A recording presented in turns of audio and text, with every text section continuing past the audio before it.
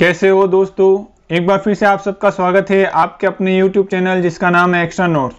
दोस्तों आज हम बात करने वाले हैं NCERT RBSE की क्लास 10th के चैप्टर 15 के बारे में, जो है हमारा प्रायिकता, प्रोबेबिलिटी। इसमें दोस्तों एक सूत्र है और आपके उसके 4 नंबर आएंगे। वो सूत्र क्या है? अनुकूल परिणाम बट्टा कुल परिणाम। अब ये सूत्र कैसे काम करता है, आइए आगे हम वीडियो में देखते हैं।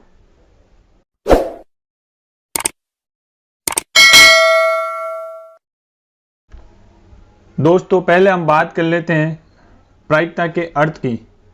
प्रायिकता का अर्थ क्या होता है देखिएगा दोस्तों, किसी भी यादृच्छिक प्रयोग यानी रैंडम एक्सपेरिमेंट में किसी भी घटना के घटित होने की संभावना को हम क्या बोलेंगे? प्रायिकता। अब दोस्तों बात करते हैं कि ये यादृच्छिक प्रयोग या रैंडम एक्सपेरिमेंट क्या होता है। यहाँ पे आपके सामने 2 बॉक्स दिए हुए हैं, देखिएगा बॉक्स नंबर 1 और बॉक्स नंबर 2। बॉक्स नंबर 1 में जो गेंदें रखी हुई है हरी और लाल, उन सभी गेंदों की साइज एक जैसी है, लेकिन बॉक्स नंबर 2 में गेंदों की साइज क्या है? अलग अलग है। रेड कलर की गेंदों की साइज अलग है और ग्रीन कलर की गेंदों की साइज अलग अलग है। अब अगर आपको बॉक्स नंबर 1 में से एक गेंद निकालने को बोला जाए, तो अगर आप उस बॉक्स में से एक गेंद निकालते हो तो आप केवल छूकर ये नहीं बता सकते कि वो गेंद हरी कलर की होगी या लाल कलर की होगी। तो यहाँ पे 5 गेंद आने की संभावना बराबर रहेगी। लेकिन वहीं अगर आपको दूसरे बॉक्स में से कोई गेंद निकालने को बोला जाए, जहाँ आपको पता है रेड कलर की गेंदों की साइज अलग है और ग्रीन कलर के बॉल की साइज अलग अलग है। अब आपको अंदर हाथ डाल के अगर एक गेंद निकालनी है तो आप चाहो तो रेड कलर की गेंद निकाल सकते हो हमेशा, या ग्रीन कलर की गेंद निकाल सकते हो हमेशा, क्योंकि इनकी साइज क्या है? अलग अलग है। तो ये वाला प्रयोग यानी 2 नंबर जो बॉक्स है उसका प्रयोग रैंडम एक्सपेरिमेंट नहीं कहलाएगा। रैंडम एक्सपेरिमेंट कौन सा प्रयोग कहलाएगा? प्रयोग नंबर 1, जहां पे घटित होने वाली सभी घटनाओं यानी सारे इवेंट की पॉसिबिलिटी यानी सभी गेंदों के हाथ में आने की संभावना क्या हो? बराबर हो। बॉक्स नंबर 2 में तो आप चाहो तो हमेशा रेड निकाल सकते हो, चाहो तो हमेशा ग्रीन निकाल सकते हो, क्योंकि यहाँ पे बॉलों की साइज अलग अलग है। तो यहाँ पे ध्यान रखिएगा कि ऐसा कोई भी प्रयोग जो रैंडम एक्सपेरिमेंट नहीं हो, जहाँ पे पहले से कोई गड़बड़ी हो, तो वहाँ पे प्रोबेबिलिटी का नियम काम नहीं करेगा। अब आइए देखिए प्रोबेबिलिटी निकालते कैसे हैं वो सीखते हैं। जैसे हमारे पास बॉक्स नंबर 1 जो है उसमें हरी गेंद निकालने के बारे में अगर आपको पूछा जाए तो हम ये देखेंगे कि कुल गेंदें कितनी हमारे हाथ में आ सकती है? 5। उसमें से हरी गेंदें कितनी है? ग्रीन बॉल कितनी है? 2। तो यहाँ पे ग्रीन गेंद या हरी बॉल निकालने की जो प्रोबेबिलिटी होगी वो कितनी हो जाएगी? 2/5। और इसी तरह इसी 1 नंबर बॉक्स में से लाल गेंद निकालने की अगर प्रोबेबिलिटी यानी प्रायिकता पूछी जाए तो कहेंगे टोटल जो होगा 5 गेंदें आ सकती है, तो वो तो हम नीचे रखेंगे, और उसमें से लाल गेंदें कितनी आ सकती है? 3 आ सकती है, तो वो ऊपर रखेंगे। यानी अब आपको प्रोबेबिलिटी में सिर्फ एक चीज़ ध्यान रखनी है कि कोई भी एक्सपेरिमेंट होगा तो उसकी टोटल इवेंट या कुल घटनाएं कितनी है वो तो आपको नीचे रखना है, और उन घटनाओं में से हम क्या चाहते हैं वो ऊपर रखना है। आइए अब आगे देखते हैं कुछ प्रोबेबिलिटी से रिलेटेड जो है शब्दावली है उनको जान लेना जरूरी है। जैसे सबसे पहले हमारे पास आ रहा है फेवरेबल इवेंट यानी अनुकूल परिणाम। यादृच्छिक प्रयोग यानी रैंडम एक्सपेरिमेंट में चाहे गए परिणाम या घटनाएं, यानी हम जो चाहते हैं कि ये काम हो जाए वो हमारे लिए क्या कहलाएगी? अनुकूल परिणाम। जैसे अभी हमने बॉक्स नंबर 1 में बात करी थी हरी गेंद निकालने के बारे में, तो हरी गेंदें 2 थी, तो हमारा फेवरेबल इवेंट यानी अनुकूल परिणाम कितना हो गया? 2। लाल गेंद निकालने के बारे में बात करी तो लाल गेंदें कितनी थी? 3, तो 3 हमारे लिए क्या हो गया? अनुकूल परिणाम हो गया। आगे देखिए दूसरे हमारे पास शब्दावली है कुल परिणाम। दूसरी हमारे पास शब्दावली है कुल परिणाम।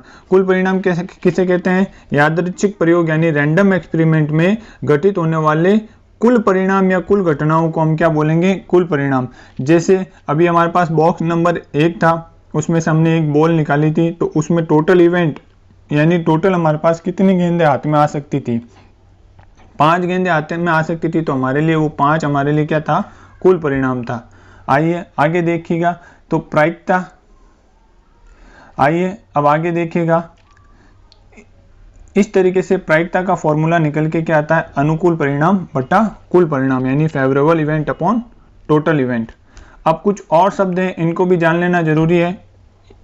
देखिएगा पहला हमारे पास है निश्चित घटना यानी श्योर इवेंट। श्योर इवेंट किसे कहते हैं? जिस घटना के घटित होना निश्चित हो, यानी वो होगा ही 101%, तो उनको हम क्या बोलेंगे? निश्चित घटना बोलेंगे या श्योर इवेंट बोलेंगे। जैसे क्या लिखा हुआ है, जैसे निम्न बॉक्स में से एक लाल गेंद निकालनी है। अब आप देखिएगा ये बॉक्स जो है, इस बॉक्स में सारी के सारी लाल गेंदें हैं, तो कुल कितनी गेंदें हाथ में आ सकती है हमारे? 5। तो कुल तो हम हमेशा कहाँ रखेंगे? नीचे रखेंगे।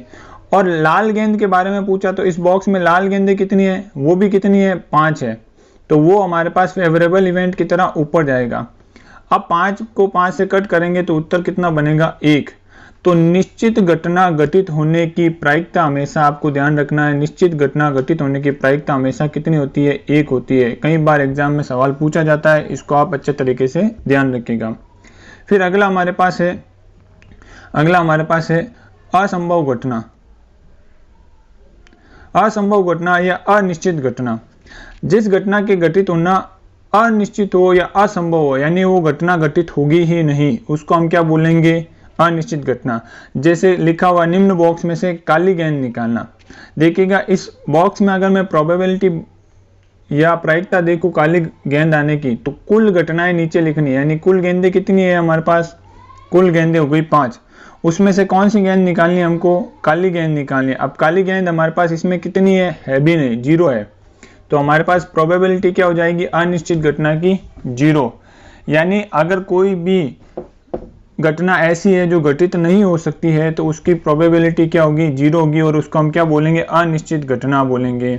देखिएगा लिखा हुआ है यहाँ पे पॉइंट डाल के कि अनिश्चित घटना की प्रायिकता हमेशा कितनी होती है? 0। निश्चित घटना की प्रायिकता कितनी होती है? 1। यहाँ पे आपको ये याद रखना है। तो इसलिए हम प्रायिकता को क्या कर सकते हैं? प्रायिकता को इस तरीके से दर्शा सकते हैं, यानी प्रायिकता PE, probability of event happening, वो कहाँ से कहाँ तक होगी? वो 0 के बराबर हो सकती है या 0 से बड़ी हो सकती है, लेकिन हमेशा 1 के बराबर या 1 से छोटी होगी।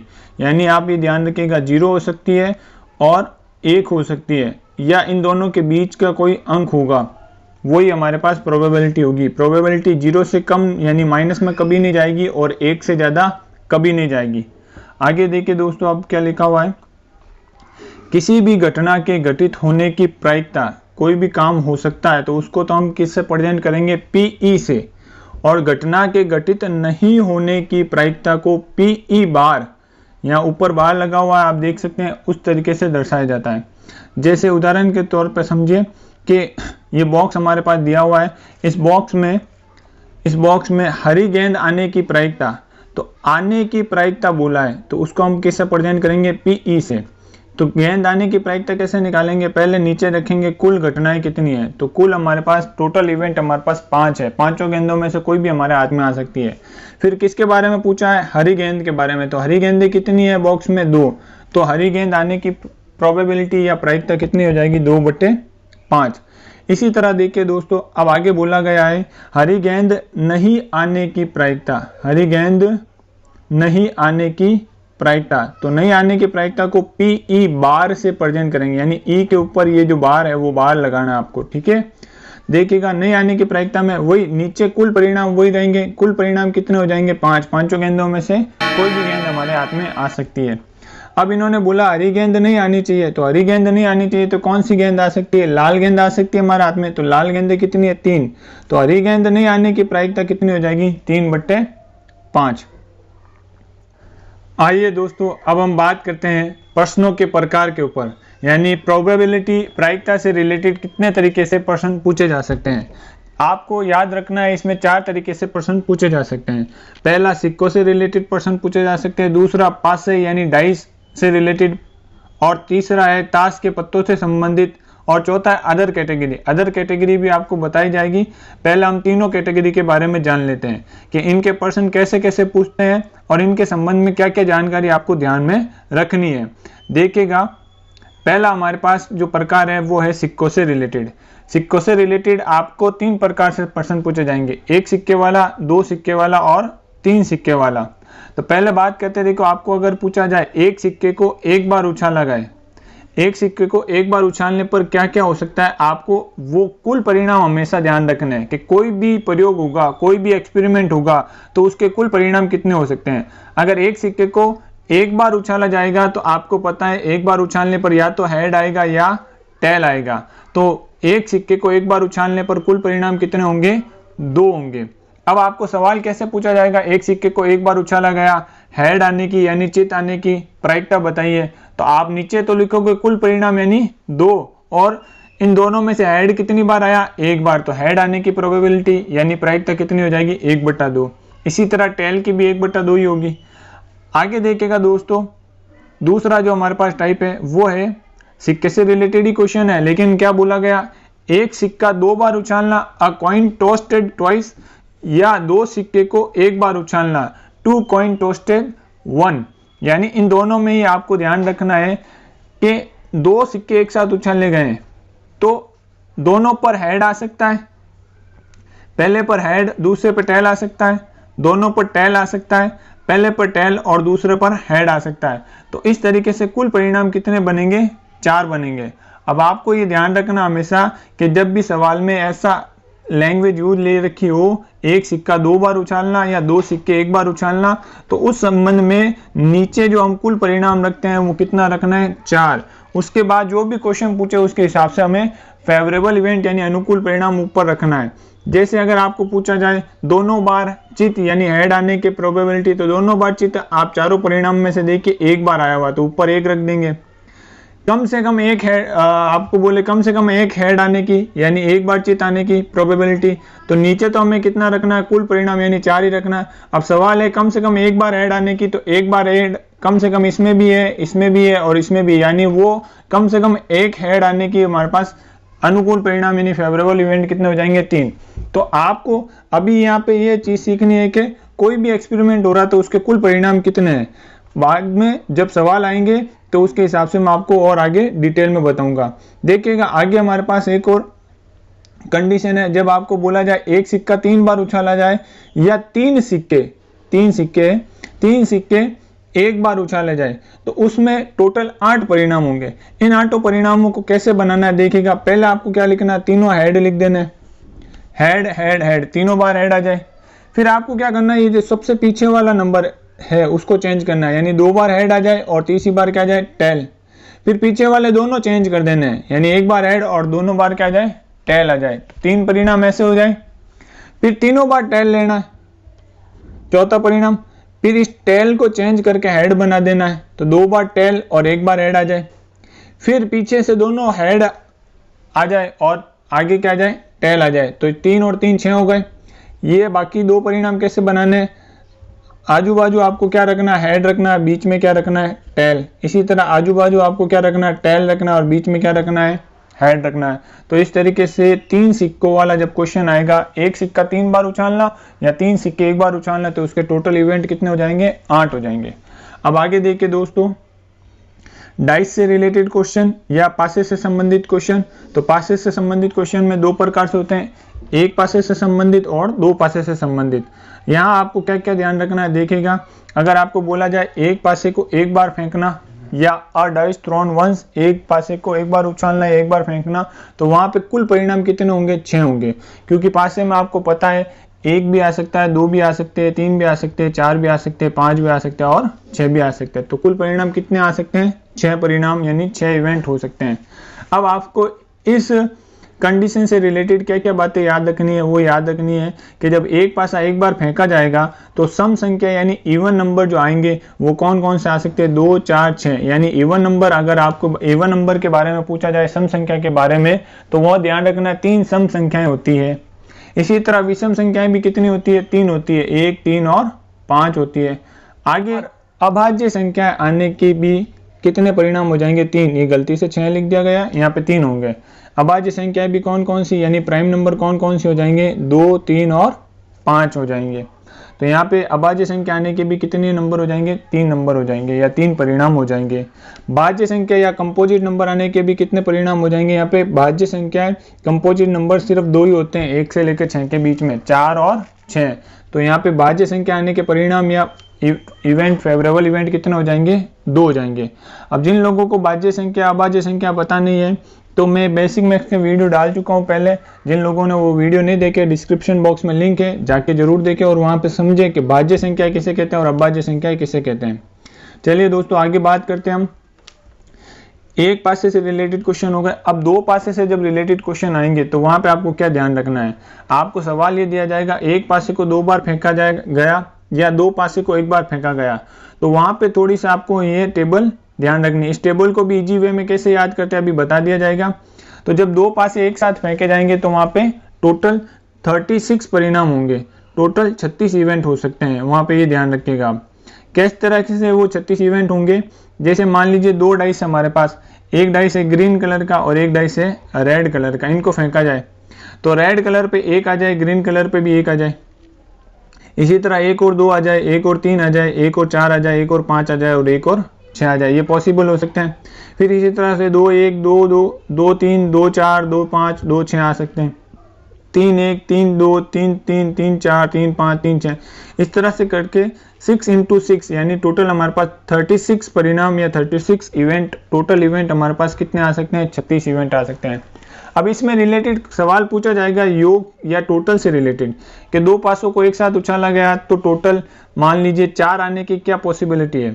तो 4 वाले हम देखेंगे, 4 वाली सीरीज क्या देखिए, 4 वाली सीरीज यहाँ से स्टार्ट होगी, 1 3 आ जाए, 2 2 आ जाए या 3 1 आ जाए, ये पॉसिबिलिटी बनेगी 4 की। इसी तरह 5 की पूछे तो इसी के नीचे देखो 5 की लाइन बन रही है, 1 4 आ जाए, 2 3 आ जाए, 3 2 आ जाए या 4 1 आ जाए। इसी तरह 6 की पूछेंगे तो इसी के नीचे बन रही है, 1 5 आ जाए, 2 4 आ जाए, 3 3 आ जाए, 4 2 आ जाए और 1 5 आ जाए। तो इस तरीके से टोटल आपको ध्यान रखना है, टोटल सबसे कम टोटल जो आएगी वो 1 या 1, दोनों पासों पर 1 1 आ जाए तो सबसे कम टोटल कितनी बन सकती है, 2, और दोनों पासों पर 6 6 आ जाए तो सबसे ज्यादा टोटल कितनी बन सकती है, 12। तो टोटल हमेशा 2 से लेकर 12 के बीच में रहेगी। अब आइए देखिए इसको याद करने की ट्रिक क्या है वो समझते हैं। तो 2 पासों को फेंकने पर जो टोटल आती है उसको याद करने के लिए एक पिरामिड है, वो एक ट्रिक है, जैसे मैं बना रहा हूँ वैसे ही आपको बना देना है। जैसे सबसे कम टोटल अभी हमने देखा कितनी आ सकती है, 2 आ सकती है, 3 भी आ सकती है, 4 भी आ सकती है, 5 भी आ सकती है, 6 भी टोटल आ सकती है और 7 भी टोटल आ सकती है। उसके बाद में 8 टोटल आ सकती है, 9 टोटल आ सकती है, 10 आ सकती है, 11 टोटल आ सकती है और सबसे ज़्यादा टोटल हमने देखा कितनी आ सकती है, 12। अब कौन सी टोटल आने के कितने चांसेज है वो देखिएगा। तो 2 टोटल आने के चांसेस सिर्फ 1 है। अब आपको यहाँ पे गिनती लिख देनी है, 1 2 3 4 5 6 और यहाँ से वापस उल्टा 5 4 3 2 1। देखिए अब आपको यहाँ पे बीच में लिख देना है नीचे 36, यानी टोटल परिणाम कितने हैं, 36 है। अब आपको जो भी सवाल पूछे तो आपको देख लेना उसकी टोटल कौन सी कितनी बार आएगी। यानी आपको पूछा जाए 8 टोटल आने के परिणाम कितने, तो आपको याद होना चाहिए, देखो 8 टोटल आने के परिणाम कितने हो रहे हैं, 5, तो यहाँ ऊपर कितना आ जाएगा, 5 आ जाएगा।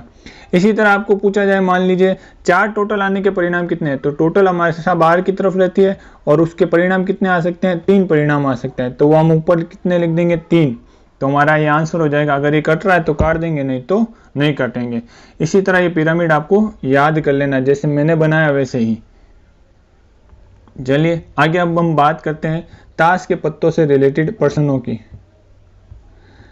ताश से रिलेटेड प्रश्न जब आते हैं तो आपको वहां पे ताश के पत्तों को एकदम ध्यान में रखना है कि कौन से पत्ते होते हैं और कितने कितने पत्ते होते हैं।